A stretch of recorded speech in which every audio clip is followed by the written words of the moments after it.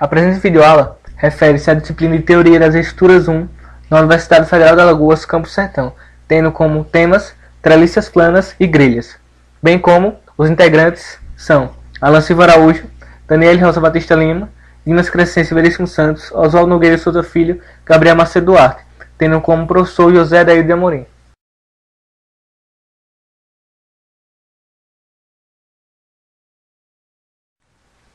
A estrutura da nossa videoaula, especificamente no que se refere às treliças planas, se dá pela definição, aplicações na engenharia civil, vantagens, desvantagens, limitações dos métodos, dos nós e das seções, bem como a comparação entre estes, procedimento para cargas fora dos nós e exemplos. Já a estrutura para grelhas se dá pela definição, aplicações na engenharia civil, tipos de carregamento, esforços internos solicitantes e grelhas, exemplos e, por fim, vigas balcão.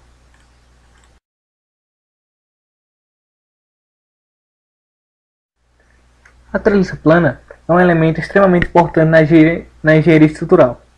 Esta, por sua vez, é uma estrutura composta por membros, sejam eles barras redondas, barras chatas, cantoneiras, informativo, informativo, entre vários outros, os quais permitem a transmissão dos esforços para a estrutura, visto que estão conectados entre si através de pinos, soldas, rebites, parafusos, etc. De modo que formam uma estrutura única rígida nesse sentido. Assim, observa-se nessas figuras alguns exemplos de estruturas que são formadas por treliças, bem como alguns modelos de treliças planas, como podemos observar aqui. Na grande maioria das treliças, esses membros, que cada um desses é um membro, considerado um membro, são organizados e interconectados de modo triangular, ou seja, sob forma geométrica triangular. Ademais, a treliça é uma ótima solução para vencer grandes vãos, visto que, devido a essa configuração triangular que ela possui, os membros que a formam são mais solicitados em relação às forças de tração e compressão, ao se comparar, por exemplo, com as forças de flexão. Assim como o próprio nome diz, as treliças planas são aquelas que se distribuem em um plano e geralmente são utilizadas em estruturas de telhados e pontos, como citado anteriormente. Bem, eu irei falar agora das aplicações na engenharia civil das treliças planas. As treliças planas são estruturas comumente utilizadas na sustentação de telhados e pontes. Entretanto, sua utilização pode ser aplicada em diversas outras ocasiões. Temos aqui exemplos de aplicação de treliças planas em pontes. Observa-se que nas três imagens todas as pontes possuem uma estrutura treliçada.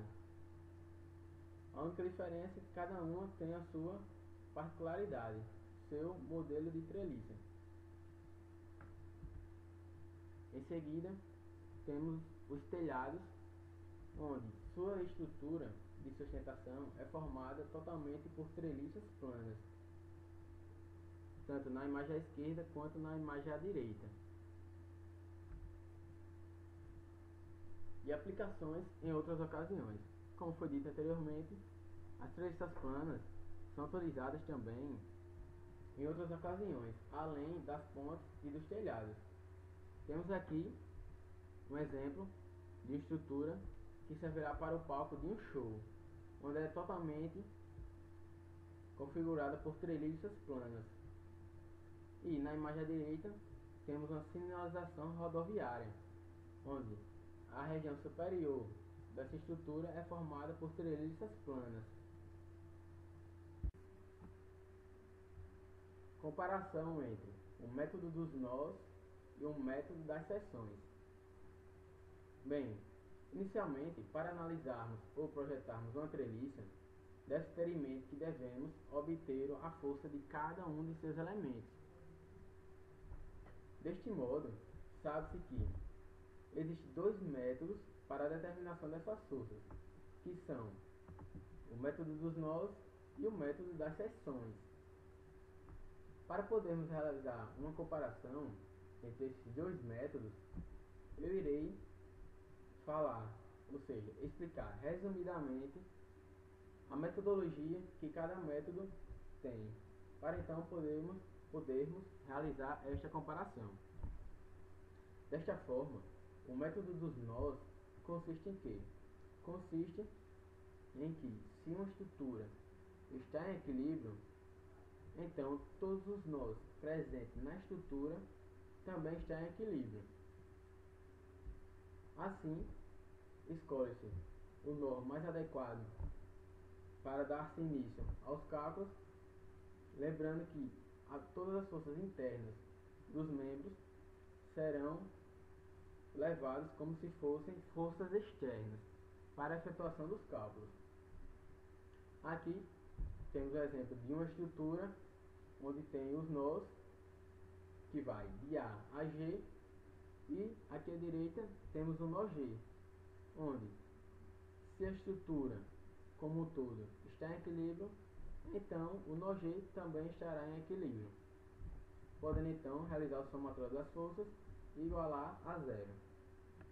Por conseguinte, temos o método das seções, que consiste em que o método das seções baseia-se no princípio de que, se uma estrutura está em equilíbrio, então qualquer parte dela também está em equilíbrio.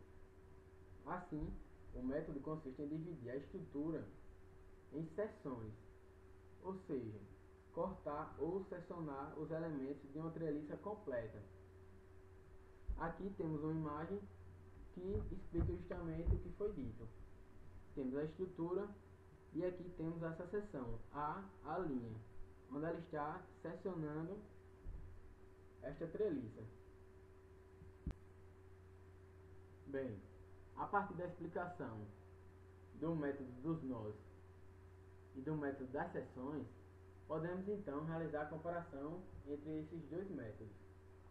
Temos aqui uma imagem de uma ponte com estrutura de treliças, com modelo particular de treliças, onde está presente aqui o nó A, representado pelo círculo em azul.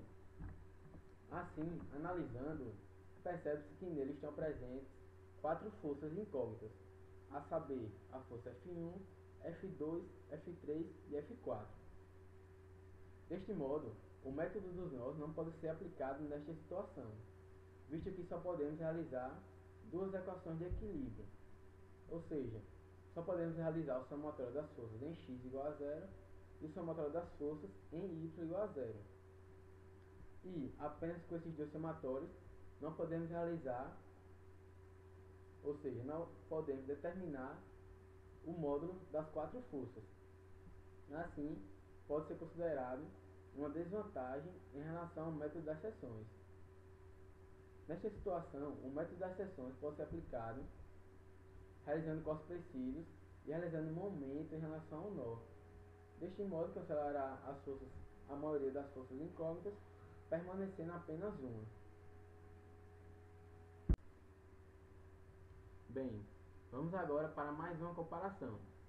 Temos aqui uma ponte com estrutura em treliças. Entretanto, o modelo da ponte das treliças é diferente do modelo anterior.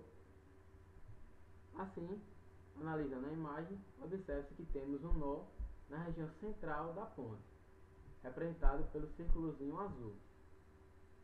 Assim, se precisarmos determinar todas as forças incógnitas atuantes neste nó, teríamos então que determinar todas as forças incógnitas presentes em todos os nós que o antecedem. Assim, perderíamos bastante tempo, como também iria dar bastante trabalho. Porém, o método das seções se encaixa perfeitamente nesta situação.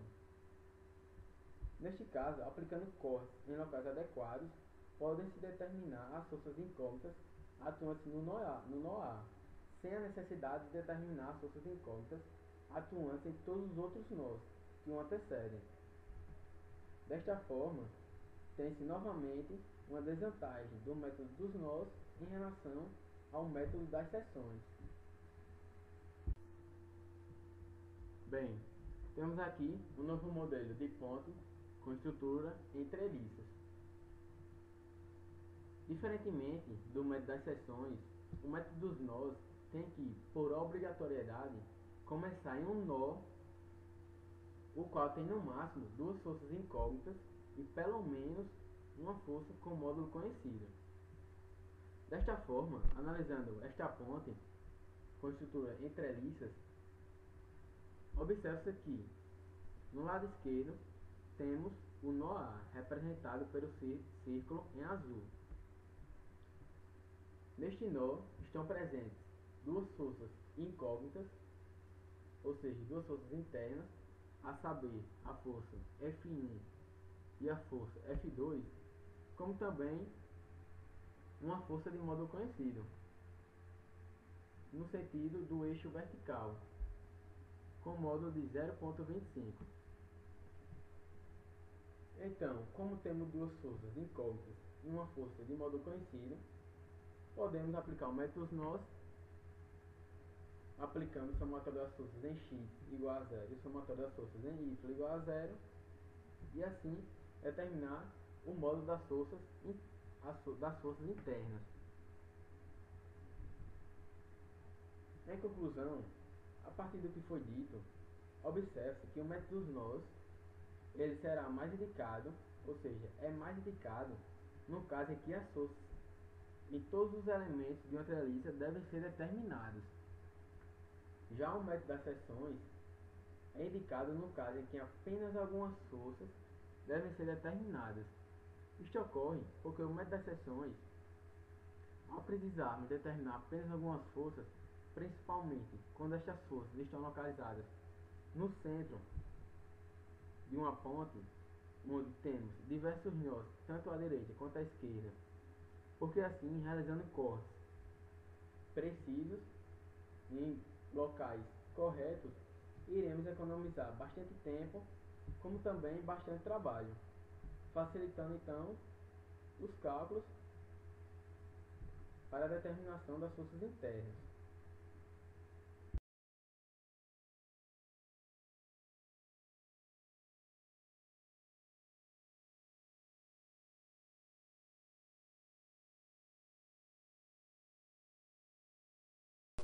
Agora, utilizando-se do método dos nós, iremos calcular os esforços internos solicitantes à nossa ponte, ou seja, as forças dos membros internos, tanto para a compressão quanto para a tração, de acordo com o sinal.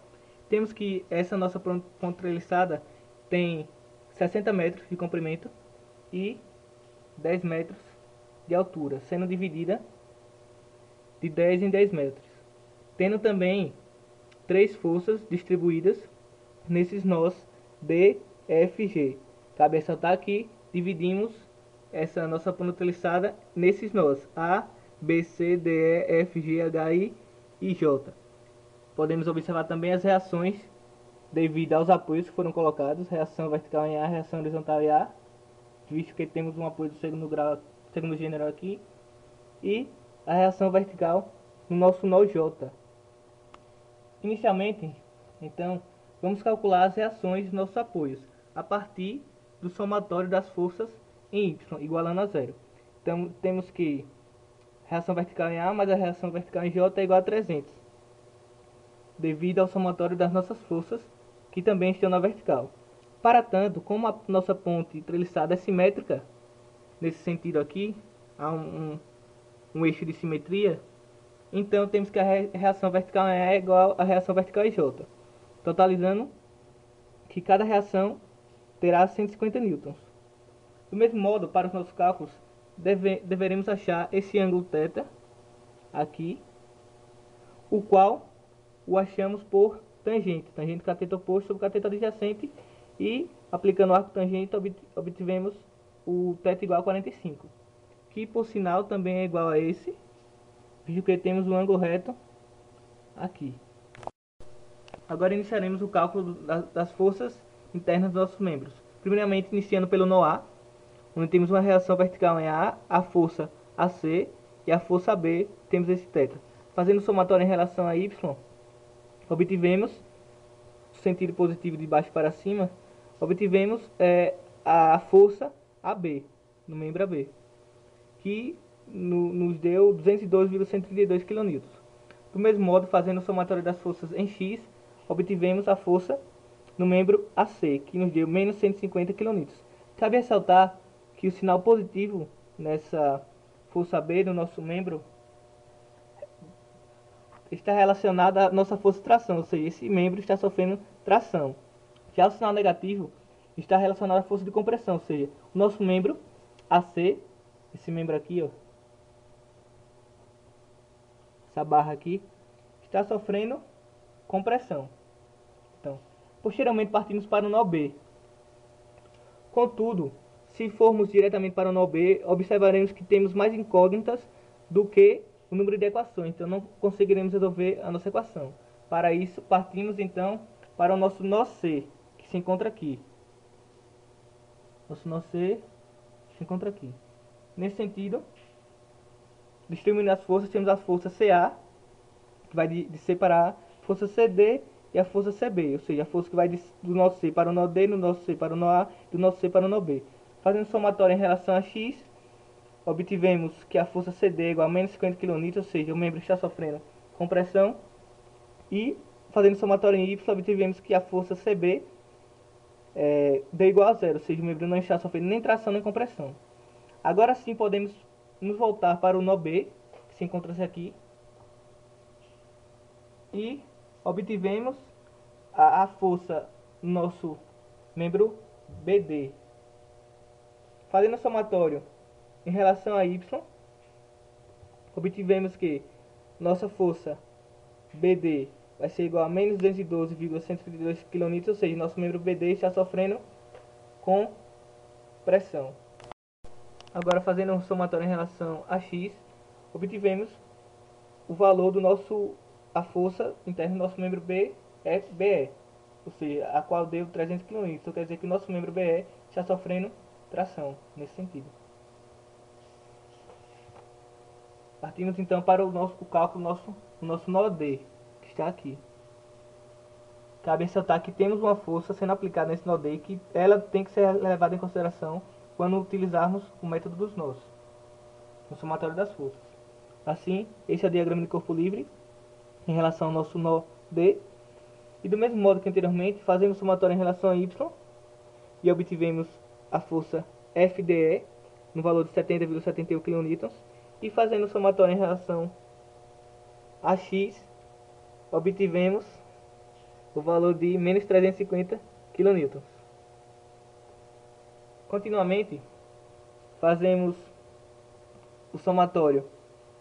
Calculamos agora o nosso nó F, que se encontra aqui. Observando novamente a nossa força, que está sendo aplicada aqui. Para tanto, esse é o nosso diagrama de corpo livre. Temos a força de 100 kN, a força do membro FE, a força no membro FG e a força no membro FD. Assim, fazendo somatório em relação a Y, obtivemos que a força no membro FE é igual a menos 100 kN, sem esse membro está sofrendo compressão. E a força, fazendo somatório em relação a X, obtivemos que a nossa força no membro FG é igual a menos 350 kN, ou seja, esse membro está sofrendo também compressão. Diante desses cálculos, tem-se que nós obtivemos as forças de cada membro nessa parte esquerda aqui, de toda essa parte esquerda. Na parte esquerda, na nossa ponta treliçada.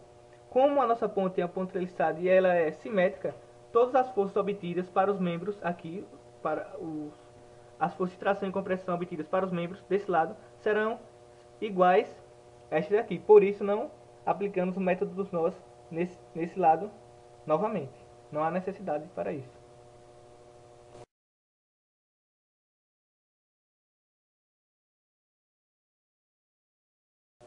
Bem, vamos agora realizar os cálculos das forças dos membros internos através do método das seções. Temos aqui a nossa estrutura, que trata-se de uma ponte, o qual tem comprimento de 60 metros, dividido cada parte em 10 metros, e altura também de 10 metros. Aqui estão representadas três forças concentradas nos nós D, F e G. Aqui estão presentes as reações A e a reação J, que são consequência das forças atuantes nos nós DFG, e aqui estão as seções que iremos utilizar para os respectivos cálculos. E aqui também o ângulo θ, que posteriormente iremos determinar o seu valor. Bem, desta forma iremos para os cálculos das reações. Por se tratar de uma estrutura simétrica, sabe-se que a reação no ponto A será igual à reação no ponto J. Desta forma, realizando o somatório das forças em Y, temos que a reação A será igual a 150 newtons.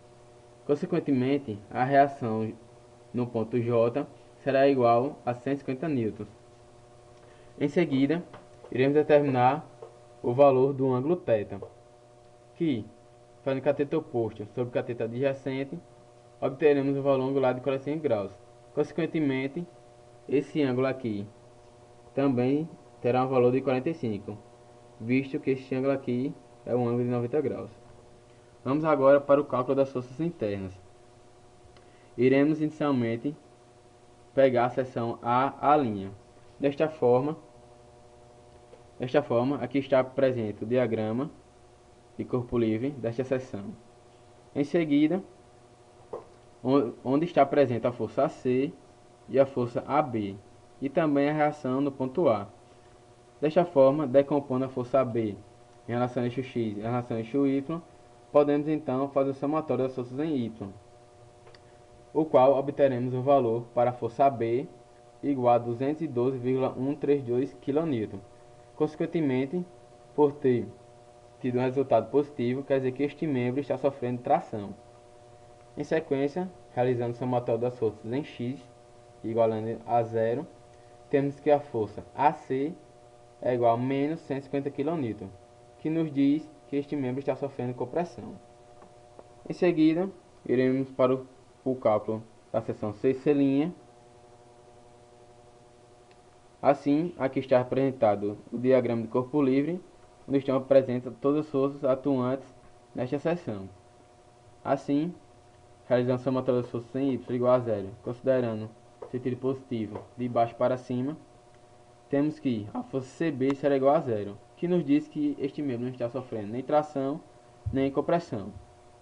Por conseguinte, realizando a somatória das forças em X, temos que a força AD, que é a nossa incógnita nesta equação, é igual a menos 150 kN, que nos diz que este membro está sofrendo compressão. Agora iremos realizar os cálculos da seção BB'. Assim, aqui está representado o diagrama de corpo livre, onde estão presentes todas as forças atuantes nesta seção.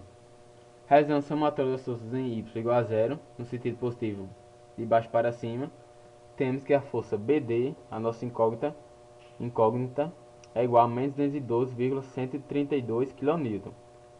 Seu valor negativo, novamente, nos indica que este membro está sofrendo compressão. E realizando a somatória das forças em X igual a zero, sabendo que a nossa incógnita é a força BE, temos que seu valor é igual a 300 newtons, que nos diz que este membro está sofrendo tração.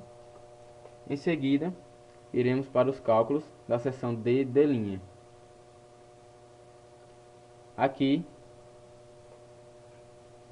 está presente o diagrama de corpo livre, onde estão presentes todas as forças atuantes, lembrando de colocar agora esta força verticalmente para baixo de 100 newtons que está atuando no nó D.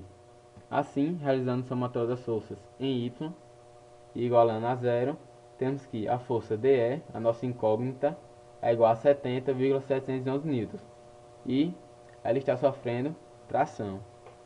Em seguida, realizando o somatório das forças em X e sabendo-se que a nossa incógnita é a força DF, temos um valor de menos 350 newton, que nos indica que este membro está sofrendo compressão.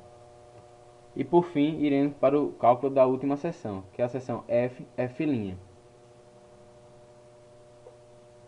Desta forma, temos aqui o diagrama de corpo livre, onde estão representadas todas as forças atuantes. E, novamente, vale ressaltar e lembrar de colocar as duas forças de 100 newtons que estão presentes nos nós D e F. Assim, pode-se realizar a somatória das forças em X, o qual obteremos o valor para a força Fg igual a menos 350 N. E em seguida, realizando a somatória das forças em Y, igualando a zero, temos que a força Fe é igual a menos 100 N. E, desta forma, devido à simetria da estrutura, por ela ser totalmente simétrica, tem-se que todas as forças do lado esquerdo da estrutura terá o mesmo valor das forças presentes atuantes no lado direito. Consequentemente, todas as forças que calculamos será igual às forças do lado direito.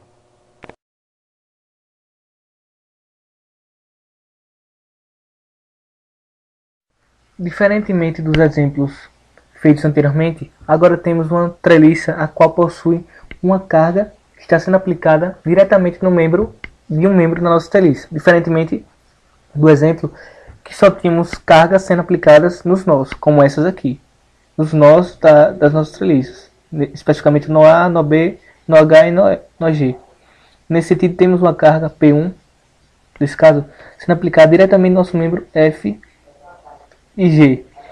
Desse modo, o método utilizado anteriormente na resolução dos problemas anteriores não é capaz de resolver esse problema, exceto se fizermos algumas superposições e algumas modificações nessa treliça para podermos efetuar os métodos tanto dos nós quanto das seções, conforme escolhermos.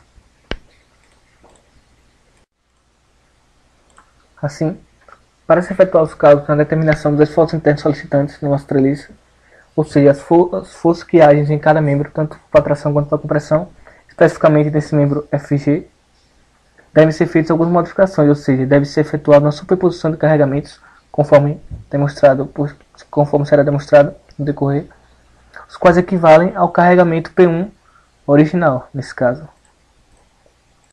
Agora tem-se aqui a figura destacando-se nosso carregamento P1, nosso membro FG. Assim, tem-se que nosso carregamento original, P1, pode ser substituído pela junção de desses outros dois visualizados nessas figuras. Onde o que é que podemos observar nesses dois? Que colocamos duas forças aplicadas no nosso membro especificamente, nosso membro FG, ou seja, aplicamos duas forças no F e no G, as quais têm a mesma resultante do nosso carregamento original, P1. Ou seja, a partir da regra do paralelogramo, podemos obter a resultante P1 de acordo com as linhas de ações das nossas forças aqui. Ou seja, essa força φ é colocada de forma arbitrária, o F2, por exemplo, só que a outra força aplicada no outro nó tem que ser colocada em relação a essa F1 para que forme uma só resultante com o valor da nosso carregamento que está sendo aplicado, nosso membro, nosso carregamento P1. No mais, tem-se que a partir da superposição dessas duas, a gente obtém o carregamento original. Só que essa outra aqui, serão colocadas forças na mesma linha de ação dessas forças originais aqui que nós colocamos, só que sentidos opostos, para que quando fizermos a superposição, ou seja, a junção, elas se anulem, não alterando a força que está sendo aplicada ao nosso membro FG e, consequentemente, não alterando a nossa estrutura treliçada.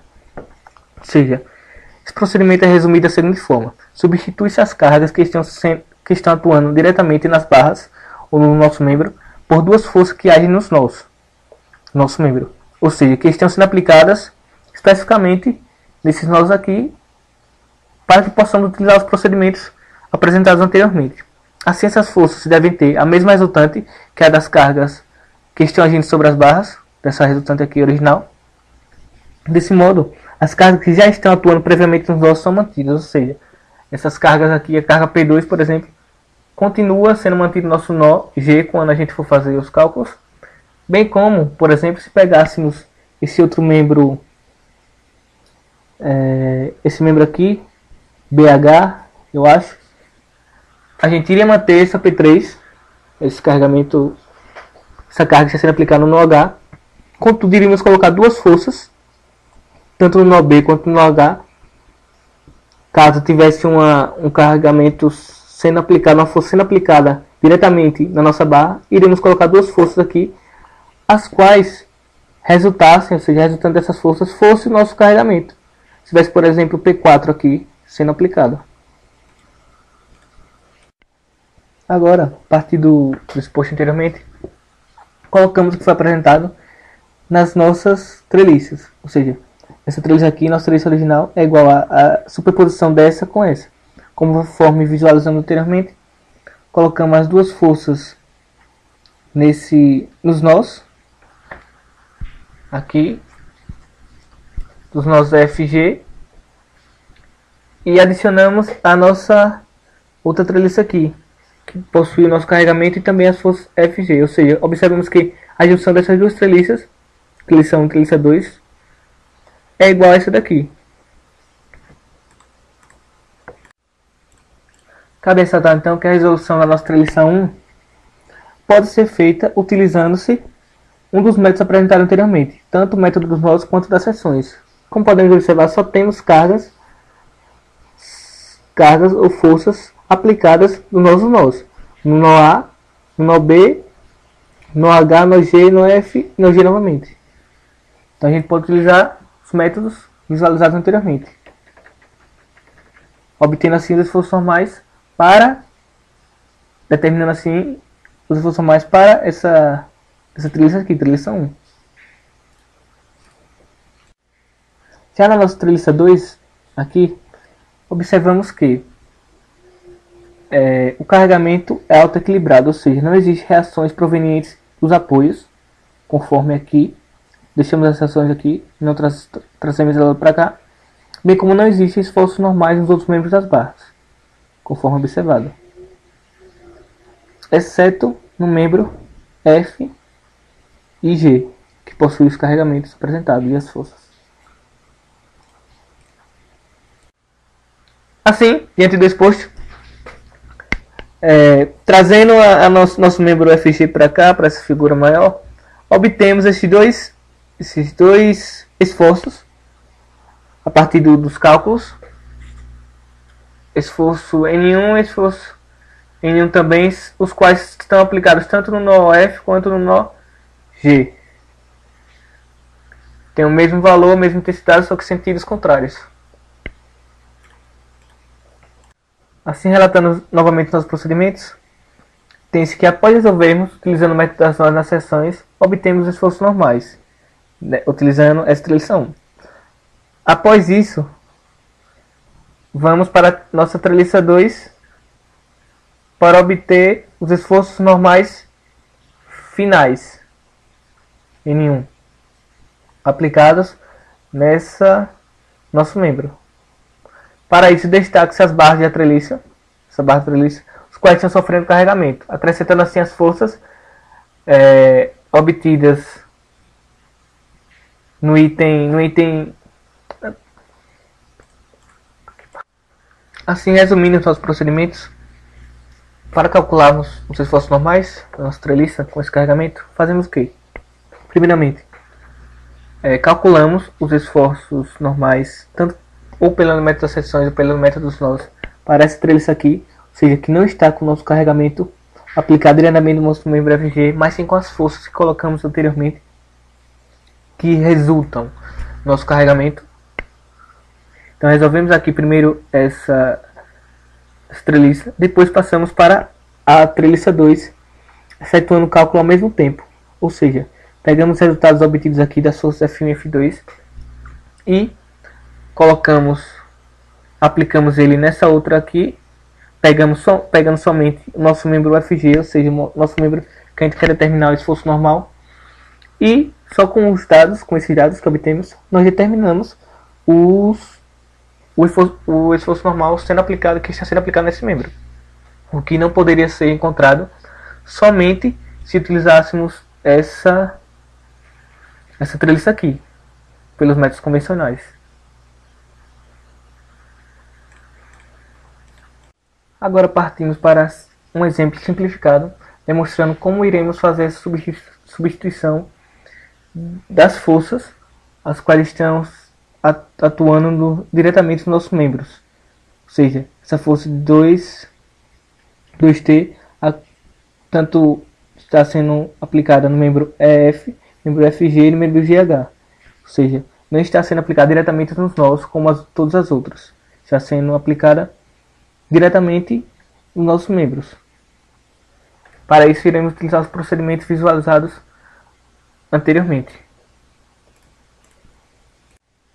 Nesse sentido, podemos visualizar que essa carga, no valor de 2T, pode ser substituída por duas forças sendo aplicadas aos extremos, ou seja, aos nós da nossa estrutura. Duas forças a qual a resultante dá igual a 2T, ou seja, colocamos uma força nesse extremo, nesse outro extremo, cada uma no valor de 1T. Assim, a nossa estrutura passa a ter a seguinte forma, a partir da substituição das nossas forças, das forças que estão sendo aplicadas diretamente no membro, por forças que estão sendo aplicadas nos nós da nossa estrutura. A partir disso, efetuamos a resolução dessa nossa nova estrutura a partir dos métodos aprendidos anteriormente, encontrando assim os esforços normais em cada membro ou barra.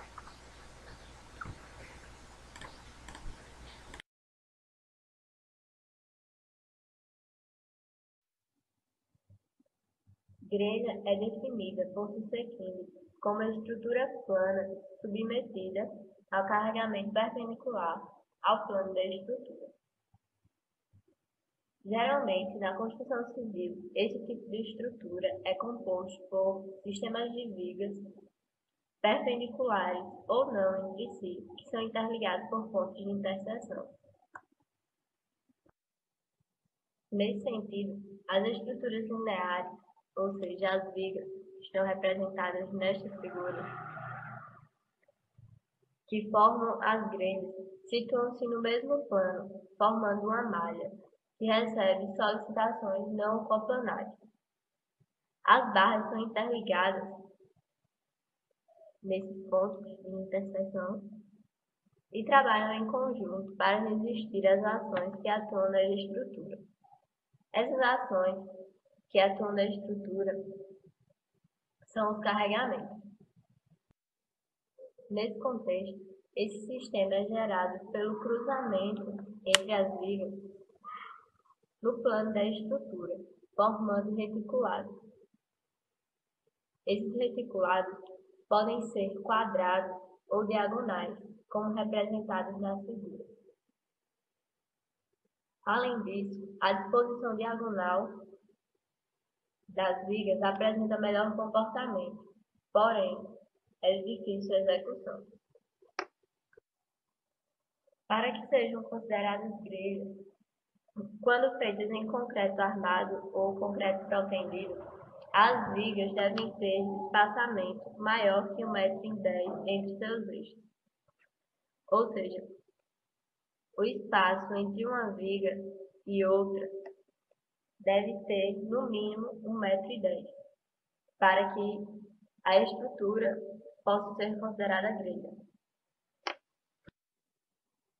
A grelha é um tipo de estrutura que distribui a carga concentrada aplicada em uma de suas vigas para os demais elementos da estrutura, de forma que nenhuma viga trabalhe sozinha, quando submetida a um carregamento. Por exemplo,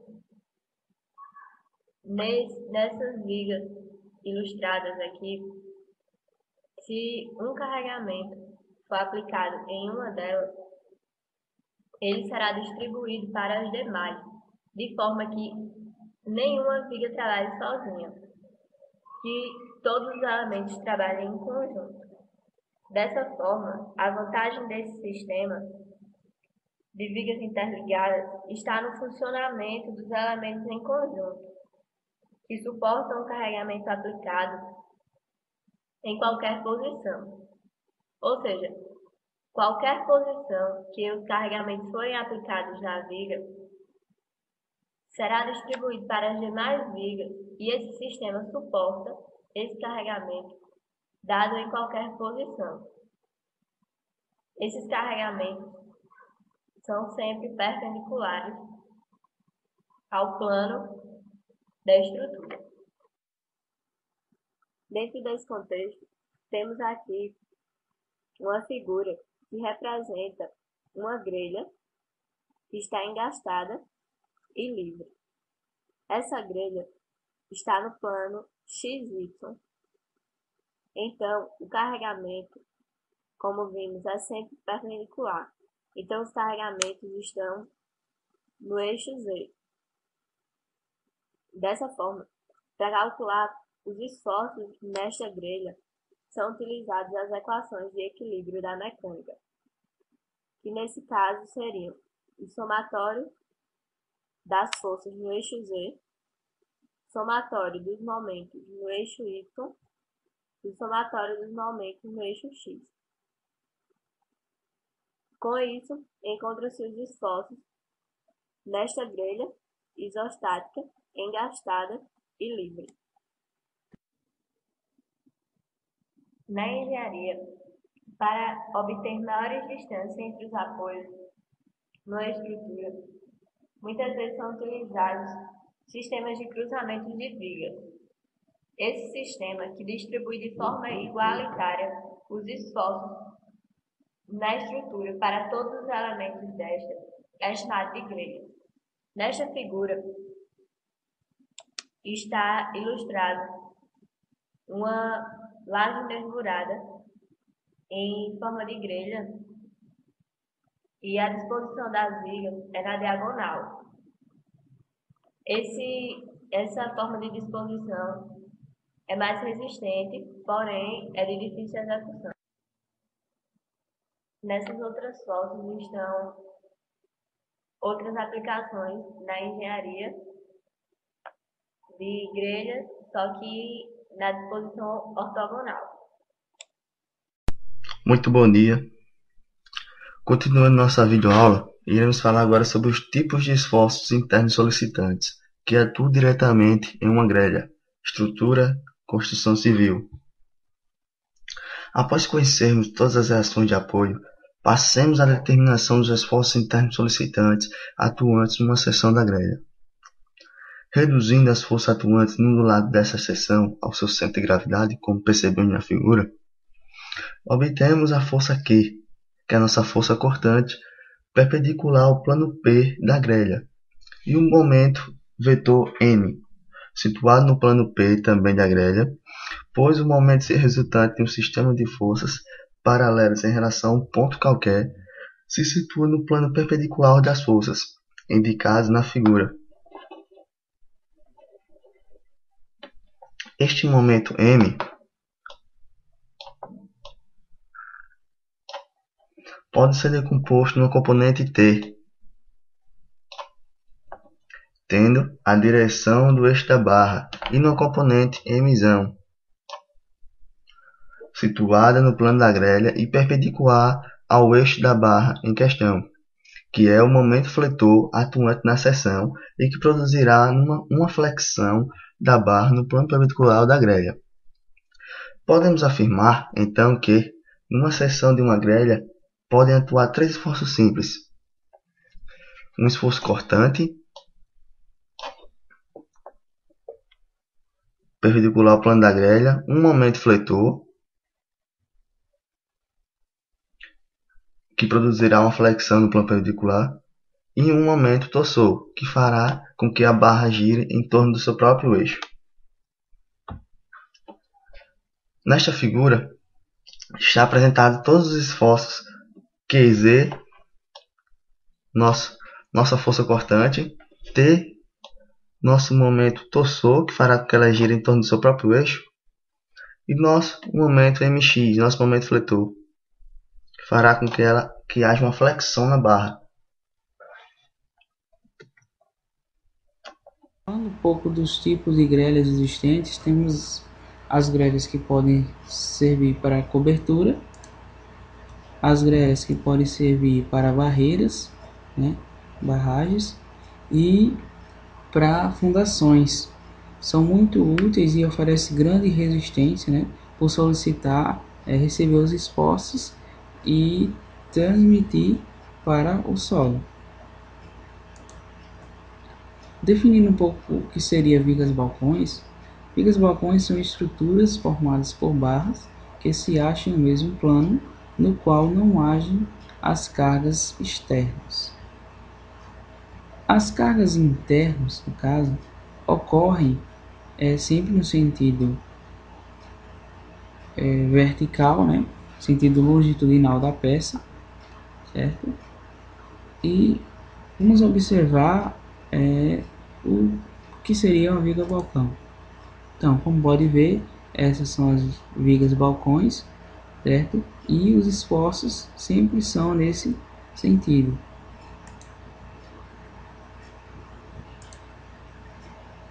Temos aí agora as vigas que não, essas vigas não são balcões, mas são vigas que sofrem esforço, né? E que ao sofrer esforços, elas reagem da seguinte forma. Essa viga aqui é uma viga engastada, e essa aqui com dois apoios. Observe.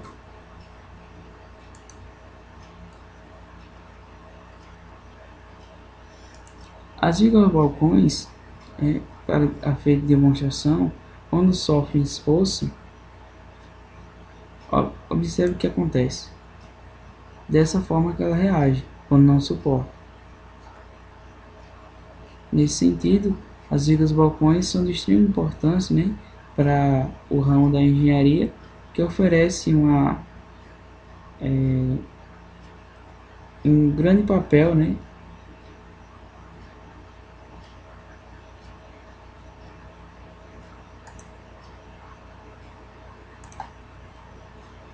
as vigas balcões são de extrema importância para a utilização na engenharia e oferece uma boa resistência a pequenos esforços, né, internos.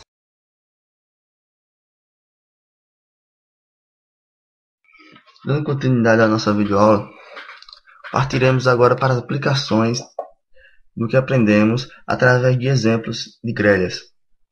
Neste exemplo, pede-se para obter os diagramas solicitantes para esta grelha, cujas barras formam em torno dos nós ângulos de 90 graus. Dando continuidade à nossa videoaula sobre grelhas, partimos agora para as aplicações. Temos aqui esquematizado uma grelha, no qual esta possui uma carga concentrada de 10 kN, uma carga distribuída de 20 kN por metro e um engaste. O objetivo é obter os diagramas solicitantes para a grelha, cujas barras formam em todos os nós ângulos de 90 graus.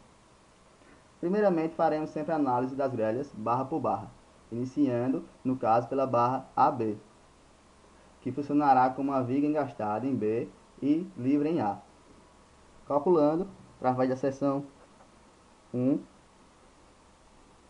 no qual esta varia de 0 a 3, colocando o engaste em B e livre em A, possuindo uma carga concentrada de 10 kN em A,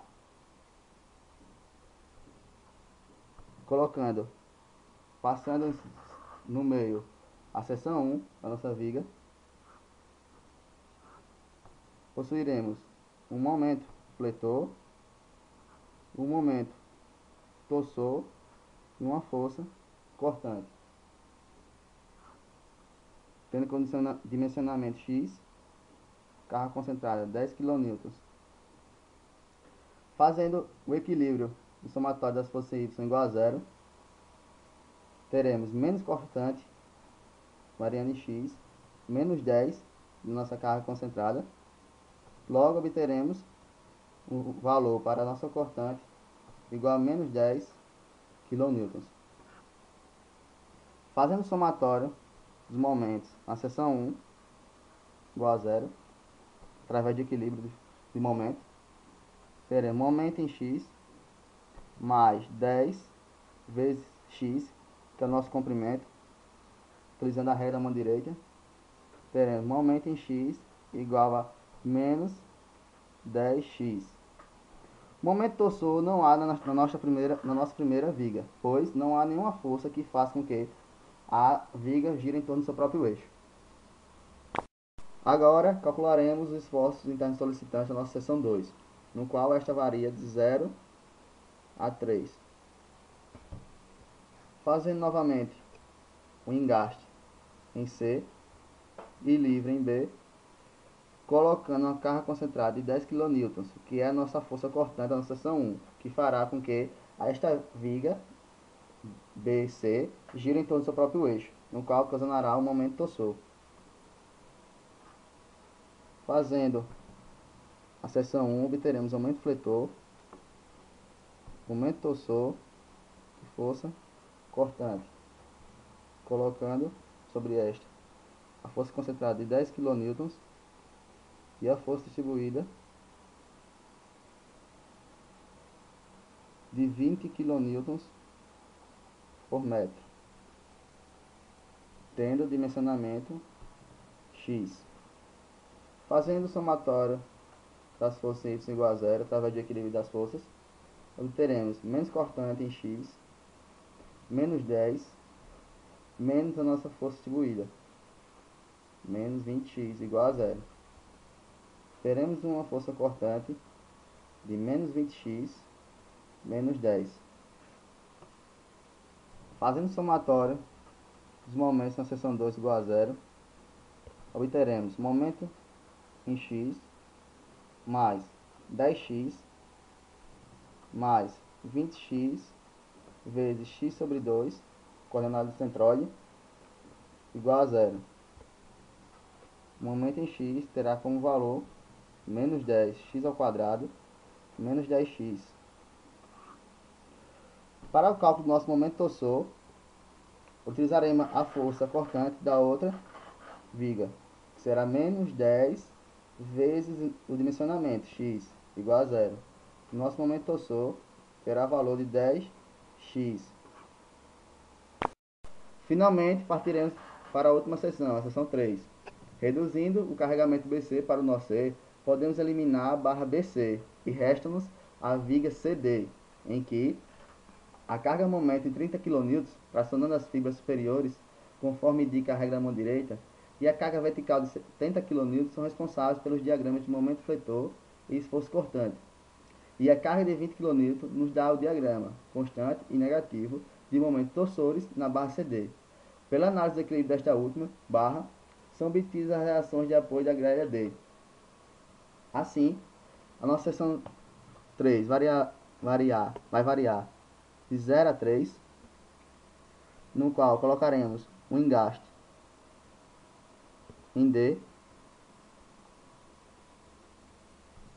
e uma força concentrada de 70 kN. Esta devido a nossa força cortante da seção 2. Primeiramente, temos que calcular as reações de engaste neste ponto D. Fazendo o somatório das forças em Z, teremos uma força vertical no ponto D igual a 70 kN.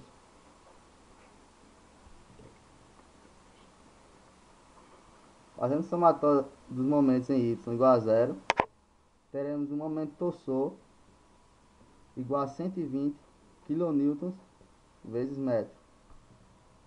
E fazendo por último o somatório dos momentos em x igual a zero, obteremos um momento fletor de 240 kN vezes metro.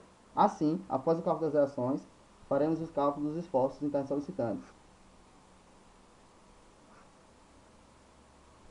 Veremos o momento fletor, engaste, momento torsor e a nossa força vertical, PD. E na nossa seção também obteremos um momento fletor, uma força cortante agora para cima e um momento torsor longitudinal à viga. Fazendo o somatório das forças em Y igual a zero, obteremos uma cortante igual a menos 70 kN.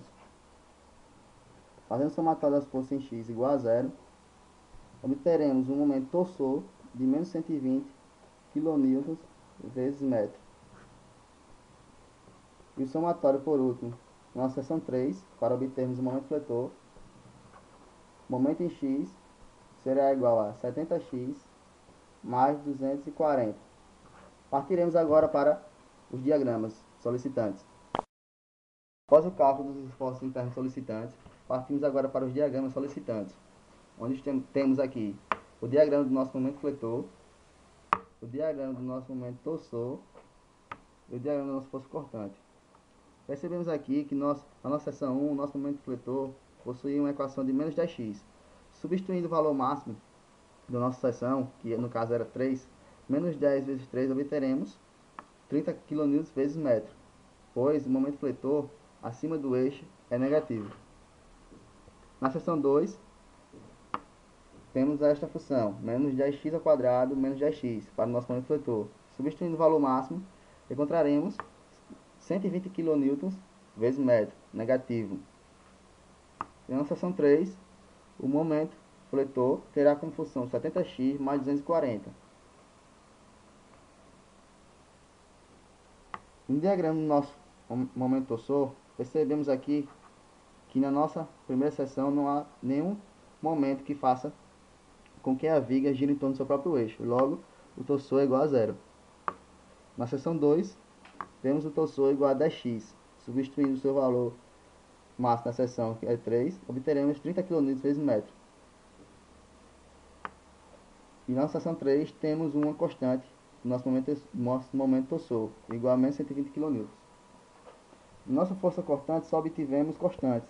Na nossa seção 1, obtivemos 10 kN negativo, 70 kN na seção 2 e 70 kN negativo na nossa seção 3.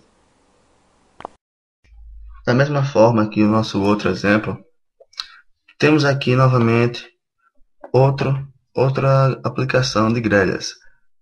Temos uma grelha e temos que encontrar os diagramas solicitantes para esta, cujas barras formam em todos os nós ângulos de 90.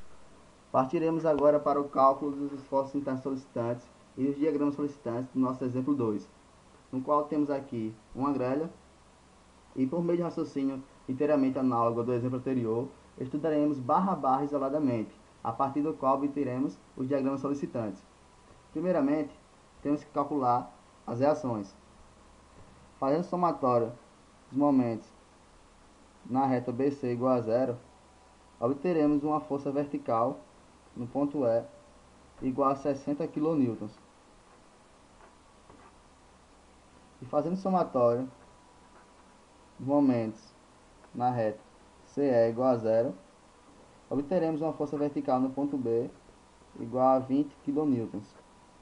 Para encontrarmos a nossa força vertical no ponto C, fazendo o somatório das forças verticais igual a zero. Obteremos o valor para VC igual a zero. Agora faremos o cálculo dos esforços internos solicitantes. Partiremos inicialmente para a nossa seção 1, que terá como intervalo de 0 a 2. Colocaremos o engaste no nosso ponto B e livre no nosso ponto A, tendo uma força vertical de menos 10 kN. Fazendo metaseções, teremos um momento fletor, um momento torsor e uma força cortante. Dimensionamento igual a x. Força vertical continua menos 10 kN. Para encontrar os esforços internos, faremos o somatório das forças em y igual a zero. Obteremos uma constante de menos 40 kN. Fazendo o somatório dos momentos na seção 1 igual a zero, obteremos um momento fletor da nossa barra AB igual a menos 10x. O nosso momento torsor será igual a zero, pois não há nenhuma força que faça com que a barra AB gire em torno do seu próprio eixo. Partiremos agora para o cálculo dos esforços internos solicitantes da nossa barra BC. Esta variará de 0 a 2, colocando o engaste no ponto C, tendo uma força vertical em B e menos 40 devido à força cortante da seção 1, que funcionará como momento torsor. Fazendo somatório das forças em y igual a zero, obteremos uma cortante em x igual a menos 20 kN. Fazendo somatório de momentos na seção 2 igual a zero, obteremos um momento fletor em x igual a menos 20x. Fazendo somatório dos momentos novamente na seção 2 através do momento torsor, teremos torsor igual a 40x. Partiremos agora para o cálculo dos esforços internos solicitantes na nossa seção 3, e esta variará de 0 a 4. Temos aqui a nossa viga, no qual ela está engastada em E, no qual já passamos a seção nesta, tendo uma carga concentrada de menos 20 kN, momento fletor, momento torsor e cortante. Para cálculo desses esforços, fazendo somatório das forças em y igual a zero, obteremos uma cortante x igual a menos 20 kN. Fazendo somatório dos momentos nesta seção, obteremos um momento fletor de menos 20x. Fazendo novamente o momento nesta seção, agora para o momento torsor, obteremos o valor para este de 40 kN. Partiremos agora para o cálculo dos nossos esforços na nossa seção 4. Esta variará de 0 a 2, sendo engastada em E e tendo uma força vertical em D, essa força de 10 kN. Fazendo a seção nesta viga, obteremos o momento fletor, torsor e cortante, colocando nossa força concentrada de 10 kN. Fazendo somatório das forças em y igual a zero, obteremos a força cortante de menos 10 kN. Fazendo somatório dos momentos na seção 4 para obtermos o momento fletor, teremos o valor para este de menos 10x.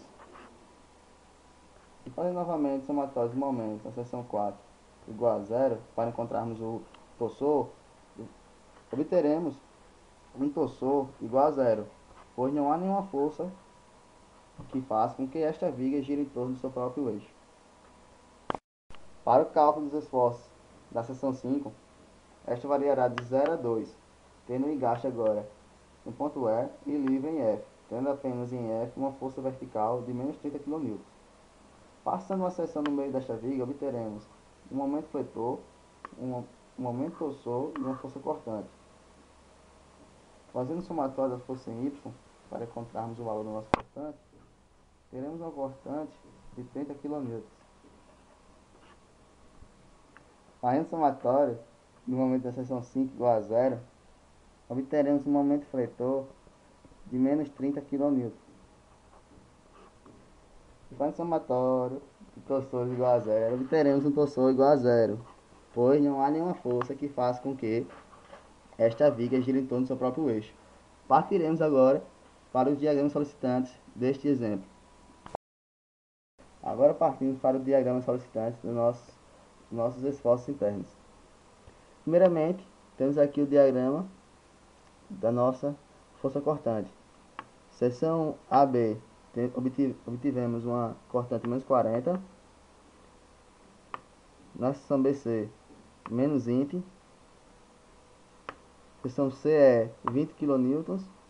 Seção DE, menos 10. Seção EF, 30 kN. Até agora só constantes. O nosso diagrama do nosso momento torsor, da nossa viga AB, não tivemos alguma força que fizesse com que ela girasse em torno do seu próprio eixo, então é zero. Da nossa viga BC, positivo. Da nossa viga CE, substituindo os valores de x, obtivemos 40 kN/m. Agora aqui temos o diagrama do nosso momento fletor. Da nossa seção AB, obtivemos menos 80 kN/m, substituindo o valor máximo de x. Na nossa viga BC, substituindo o valor máximo, no caso 2, obtivemos menos 40 kN/m. Nossa viga CE, obtivemos menos 80. Nossa viga D é menos 20, o máximo. E nossa viga F, obtivemos menos 60, o máximo do nosso momento vetor. Assim, terminamos as nossas aplicações das nossas grelhas.